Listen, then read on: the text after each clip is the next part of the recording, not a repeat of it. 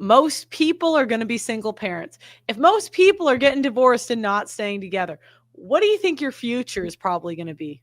By a picture of myself, Ben Shapiro, Michael Knowles. We aren't old enough to know better and don't know the reality of what we're pushing, yet a woman who is younger than us and single does know better and does understand this reality. In other posts, she goes on to say that marriage is... Again, then he starts attacking me. You know, again, it's like these Christian people. I didn't attack him. I didn't. I said he doesn't understand the reality of what he's pushing. Men commit suicide to this, Matt. Yeah, go yourself. I've seen men that are on the brink of suicide. And when you push that, you might not know it, but you're sending men to their death. Screw you if you don't think that's important to be accurate about that stuff. Screw you if you don't think it's good to talk about, or screw you if you don't think it's relevant to talk about the risks. Screw you for being dishonest about these numbers. I actually do understand it better than you. You follow like 20 bajillion topics. You got married to one woman. I've seen how this thing plays out in the long haul. Not everybody is an elitist, right? Not everybody is a high-class person living in a silver tower. Like, people with money have different choices, but you have no idea how bad a divorce hits a middle American, like the middle class men. They get it the worst. You know, the upper class men, they recover because they can afford lawyers, but it's the men that can't, and they're funding their wife divorcing them. Is it true that men are suicidal from divorce? Yeah. A terrible deal for men. And she later explains, quote, would you ever sign a contract that fails 75% of the time where your business partner is paid to break the contract? Why would you encourage men to sign that contract until the terms are fixed? If no one ever taught you how to manage your money, or you're secretly ashamed of where you're at financially. All right, screw you, free financial literacy course. You may be surprised to learn that marriages fail at a rate of 75%. Yeah, and now he's going to belittle it. Okay, we want to talk about the numbers, Matt. Let's talk about them. 45% divorce rate. On top of that, most women gain 80% of women gain 30 pounds in the first 5 years of marriage. A quarter of marriages are sexless. And most people believe that that number is a lot higher. Most women lead the relationships. Most women are in charge. That's why we have phrases like happy wife, happy life. And you can gaslight men, but they're not stupid. They're going to see this. I have it in a folder, but I can actually break down, and I'm going to do a video on this, breaking down if there's 100 marriages, what your odds are of each thing happening.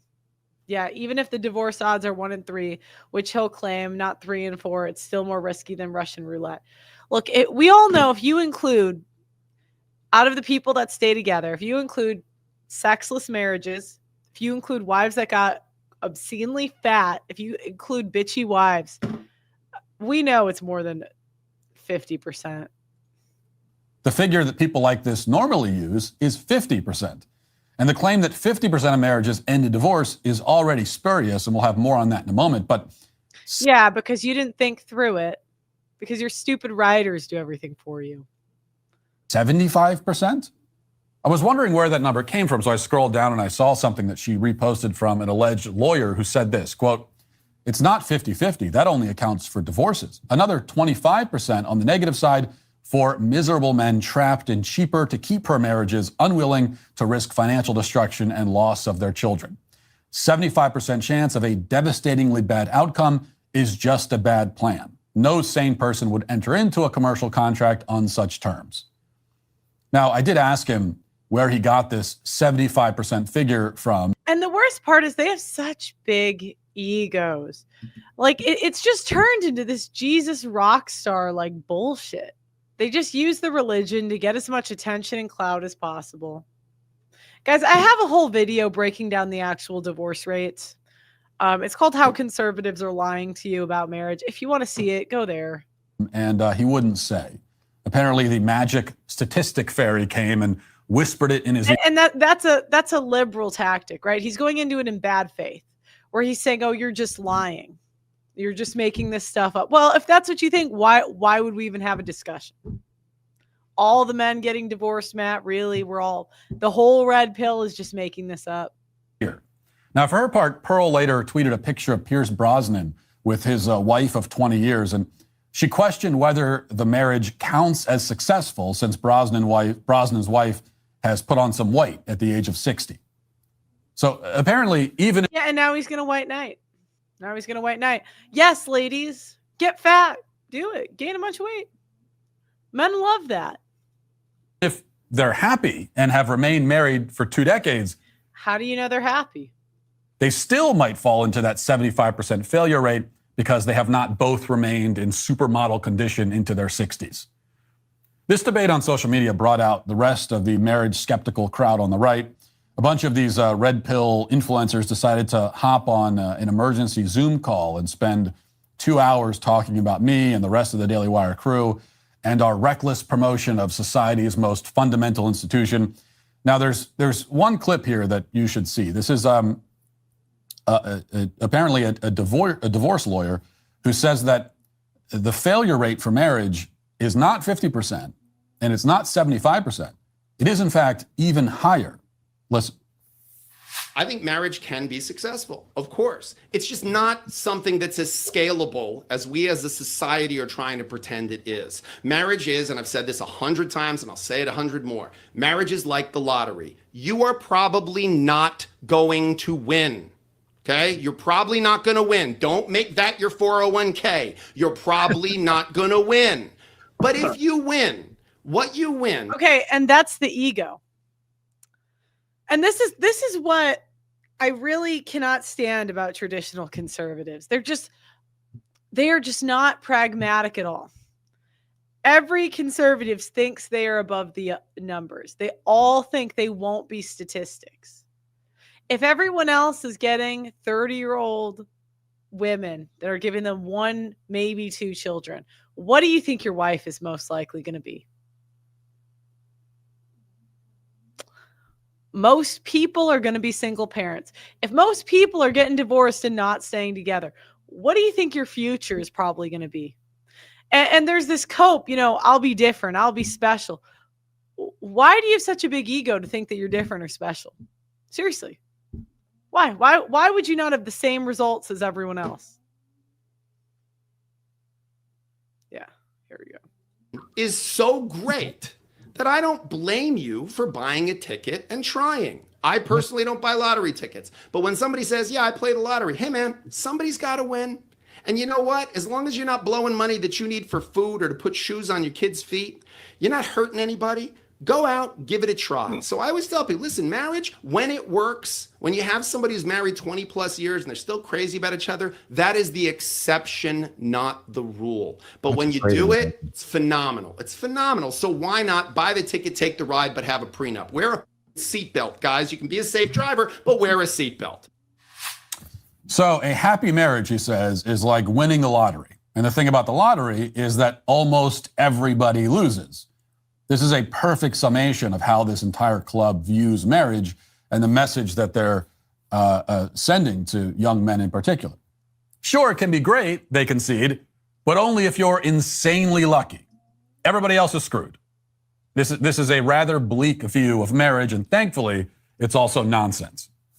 First of all, the claim that marriage isn't scalable is obviously ridiculous because marriage has served as the bedrock of human society since time immemorial. Yeah, and as soon as people got the option to opt out, they did. Again, I don't really care what people say. And again, that's the issue you get with traditional conservatives. A lot of times they go off of what the woman says. I go off of what people do. Again, if it was that great, why did everybody opt out the first second they got? Seriously, that's my question. Why? It has already happened at the scale of civilization for thousands of years. Now, the divorce lawyers come along and say that, this thing that society's been doing forever, turns out it doesn't work. So the next way conservatives manipulate you, okay, is they use history as a way to paint what's not going to happen in your lifetime. So what they'll do is they'll say, well, this movement's going to happen because at this time in history it worked. Well, it's like, so what they'll do is they'll say, oh, well, 100 years ago, we propagated women back. And I'm like, well, let's look outside. It's like, imagine if you're going to make a decision as a business, because really, in a way, you should kind of look at your time, your resources, your energy as a business. You only have so much of it. So if you came to a business owner, right, and you said, all right, make this decision, the business owner would say, okay, well, has anyone else made this decision? How did it go for them? They're like, well, half of them, it didn't work out, and a quarter are sexless and fat. 25% chance of it working. And then if you take the risk, well, it's probably not going to work. And business owners take risks all the time where they know they're not going to make their money back, but they know, right? But imagine if that person went to the business owner and said, well, 100 years ago, this worked. And the business owner would say, okay, does that work today? And the business owner and the investor said, well, no, but I swear 100 years ago, the business owner would say, well, I don't care. And I'm not saying that history doesn't repeat itself, but we cannot predict how the future is going to go. You never can. So it takes a big ego to believe you can really predict how the next 100 years are going to go. I don't know. I can't say. Based on what I see now, I could tell you what I think may happen, but who knows? But they'll say, well, 100 years ago, this worked. Well, Matt, today it's not working. So now what? Unless you're the one in a million. It's ridiculous. It's a ridiculous claim. Now, what about the failure rate of marriages in our culture? We've heard 50%. We've heard 75%. We just heard that they fail at a rate similar to the rate that people lose the lottery, which would mean higher than 99%, a lot higher. Yet, these kinds of astronomical odds are not based in anything but the doom and gloom speculations of the people inventing them. There is no evidence that having a happy marriage is as unlikely as winning the lottery, or that 75% of marriages end in misery. And what about the 50% number? Well, this is at least is a familiar statistic. It's something that you've probably heard before. 50% of marriages end in divorce. Oh my God, this tastes so good. You guys hit it out the park. Well, thank you. It's because it's different. It's fermented. It's familiar, but it is bogus. And one way you know that it's bogus is that people have been claiming that 50% of marriages end in divorce since I was a kid. I've been hearing that my whole life. And that would mean that divorce rates are static across time. But of course, that isn't the case. In fact, we know the divorce rates have gone down in recent years. Okay, let's see. Divorce rate from 1950. We all know why it's gone down to present. Okay. So again, it's so dishonest what they do.